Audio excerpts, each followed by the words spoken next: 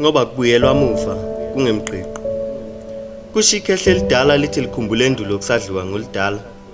Ethi ukukhulela okhalweni kumenze wabona ngathi impilo yamanje sekuyimpica badala. Ethi sijingibe kuyisona sinkwa semihla ngemihla thina sikhule ngombila weyinkobe.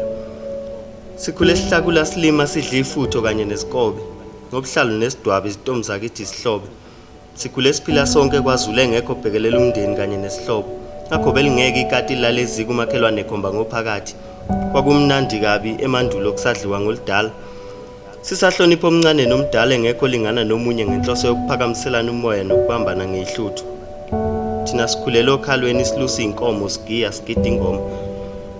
Sikhule sidlala ngenduku sishane ezesikhipha igazi sibanga iphaphu lenkomo sikhuza iviyo. Akekho zondo omunye noma nenzondo namaqhubu kepha ukuzwana amandla nje into yethu.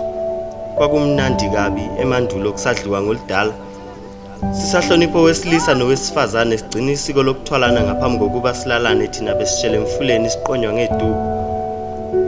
Sijabulela ukuthola uce entombini kusazophela iminyaka emibili intombi singayibonile ngoba bezikwazi ukuhlala ngentombi izintombi zakithi emandulo. Noma ubuhle bendoda kuyizinkomo zayo kepha inhlanzeko ibibuzwa kithi. Siconsa sicwebezele kuze kubande ngisho kwamancane entombini esiba isikhumbuzo sokuthi mawufuna bekuthande qala wena ubakhombisa uthando. Kwakumnandi kabi emandulo kusadliwa ngolidala. Sisahlala kwagogo sigaya umcaba sivuka amasi kudliwa izaqheqhe kusho izinganekwane simpheka ngogozwane simbeke eceleni. Kusadliwa ngolidala engekho ongahlukanisa amakhehla namankwebefu thina sikhule ngekho elibhungu ocule ezikambini zikaFaro.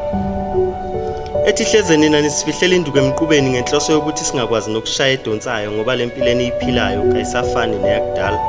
Kanti kwakumnandi kabi emandulo kusadliwa ngolidala. uNhlakaZwide aka Menjing.